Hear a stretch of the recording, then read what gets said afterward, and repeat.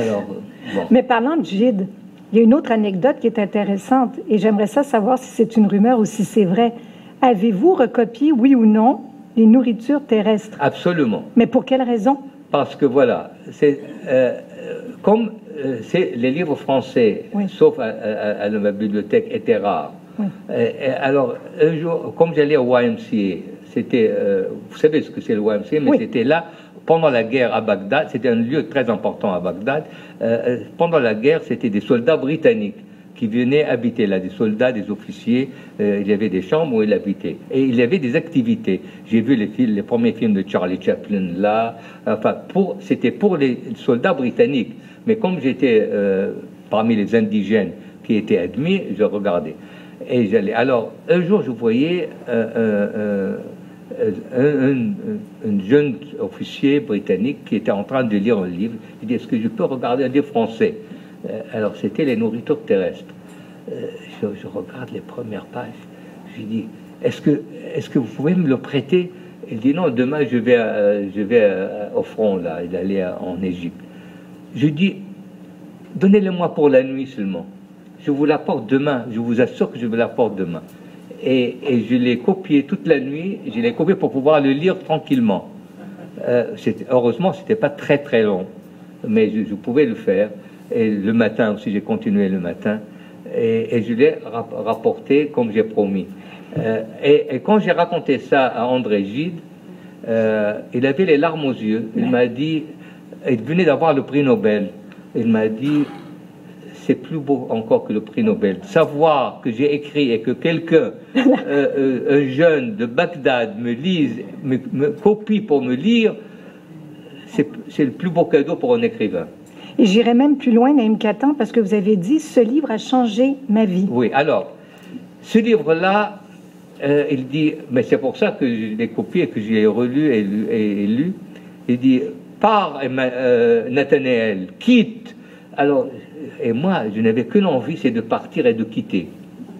Alors, il m'appelle, il me dit de quitter, et c'est un grand écrivain qui m'appelle pour me dire, quitte, va, pars ailleurs.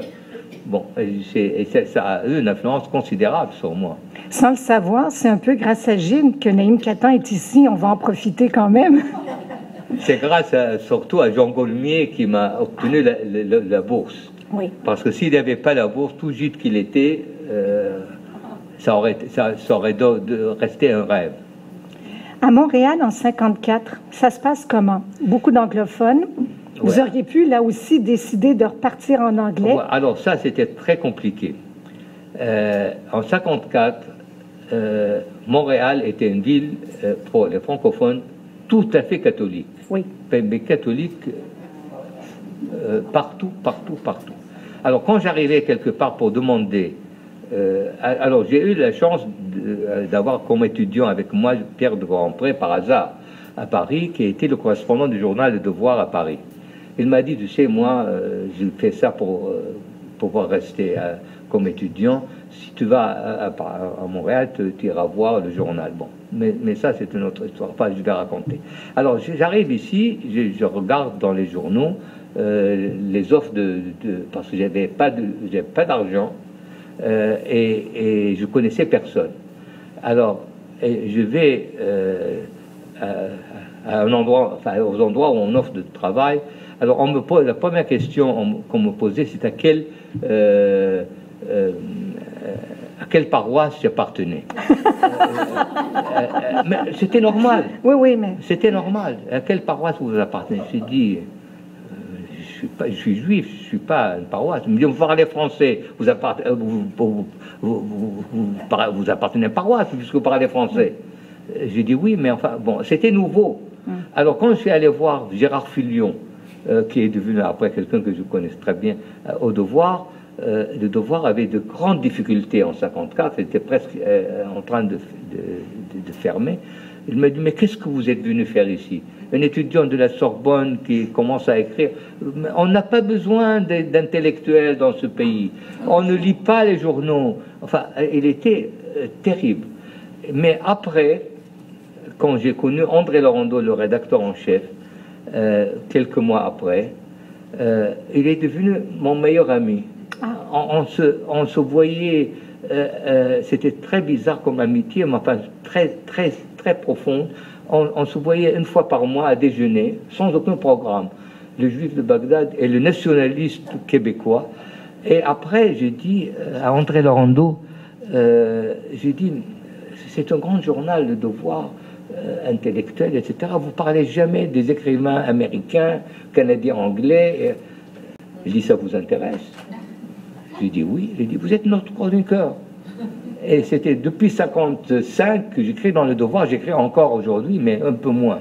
Mais pendant des années, j'écrivais chaque semaine. J'ai publié trois livres de mes essais, de mes articles, les écrivains des Amériques. C'est le premier livre en français sur la littérature canadienne-anglaise. C'était moi qui l'avais publié ici, il y a 30 ans. Et après, maintenant, on découvre les écrivains sur lesquels j'avais écrit, Margaret Lawrence, Margaret Atwood. Mais j'ai écrit des articles déjà quand ils écrivaient qu'en anglais à l'époque. Enfin, c'était pas traduit en français. Mais quand je suis devenu, après, en 67, au Conseil des Arts, j'ai établi beaucoup de programmes au Conseil des Arts. Heureusement, il y avait le besoin, et il y avait un besoin culturel immense au Canada anglais comme au Québec, et il y avait de l'argent aussi, il faut dire. Et j'ai pu faire beaucoup de programmes au Conseil des Arts. C'était fantastique pour moi. Le programme, par exemple, de traduction de l'anglais au français, c'était le Conseil des Arts qui payait les frais de traduction, qui paye encore aujourd'hui. Il y avait 3 ou 4 livres par année. Après la première année qu'on a établi le programme, il y avait 100 livres de traduction entre les deux langues. Et ainsi de suite. J'ai créé le programme de rencontre des écrivains, le programme d'aide à l'édition, d'aide aux revues, des prix littéraires, le prix Canada-Belgique, le prix Canada-Suisse, le prix Canada-Australie, le prix Canada-Écosse. J'ai créé beaucoup et j'avais la possibilité de faire tout ça, et puis pour moi c'était exceptionnel. Vous parlez de prix, vous en avez eu beaucoup vous aussi, énormément d'honneurs. Est-ce qu'il y en a un particulièrement dont vous êtes le plus fier? Oui, celui dont je suis le plus fier de l'avoir reçu, c'est le prix Athanas David. C'est le plus grand prix de Québec pour l'ensemble de l'œuvre de Québécois, et j'étais le premier natif de Bagdad, natif à l'étranger, qui l'ait reçu. Ça mérite une... Oui. Et c'était au Parlement, oui. C'était justement Robert Bourassa qui était Premier ministre, et puis le ministre de la Culture. C'était exceptionnel. Mais j'ai eu d'autres prix, le prix de l'Académie belge pour le meilleur nouvelliste de la francophonie, le prix de l'Académie française pour celui qui défend la langue française comme langue internationale. Enfin, j'ai reçu... Oui, j'ai une demi-page ici. Oui, mais enfin, je vous dis ça, mais l'important pour moi, c'est les livres que je publie. Et chaque livre que je publie, c'est toujours le premier. Oui. Même si j'ai 50 derrière, c'est toujours le premier que je publie. Et j'ai toujours l'appréhension, est-ce qu'il est bon, il n'est pas bon, est-ce qu'on va le lire, est-ce qu'on ne va pas le lire, est-ce qu'on va l'aimer, est-ce qu'on ne va pas l'aimer. Et c'est ça le plus important. Au niveau de la langue française, ici au Québec, est-ce qu'on a de l'espoir si on se reparle dans 50 ans? Je vais vous dire, contrairement à tout ce qu'on dit, oui. On parle mieux le français que quand je suis venu ici. Beaucoup mieux le français, et partout. Bon, alors pourquoi tout le monde dit on parle mal? Oui, en France aussi on parle parfois mal. Et partout on parle mal. Mais je dis, si on parle avec un accent, je dis, sinon on ne parle pas. Si on ne parle pas avec accent, moi j'ai un accent, si je n'ai pas d'accent, c'est que je ne parle pas. On ne parle que si on a un accent. Et les Français aussi ont un accent de leur. Le nôtre est différent. Bon, mais c'est la langue. Et on fait la langue dans laquelle on vit. Et pour moi, quand je suis rentré au Conseil des Arts, il y avait, pour le prix du gouvernement général, environ une douzaine de romans par année. Ça, je dis ça en 67. Hein.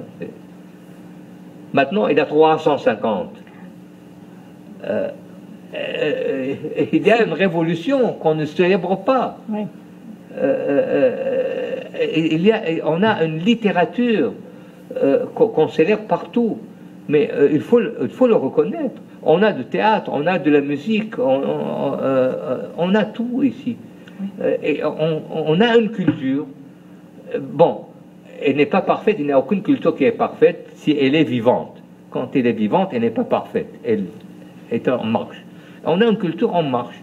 Et moi, modestement, moi j'étais au Conseil des Arts, j'y croyais et j'ai fait beaucoup de choses pour cette culture qui est la mienne. Et pour moi, ça marche. Naïm Katan, c'est un bonheur et un honneur que de vous recevoir aujourd'hui. Merci mille fois. Merci.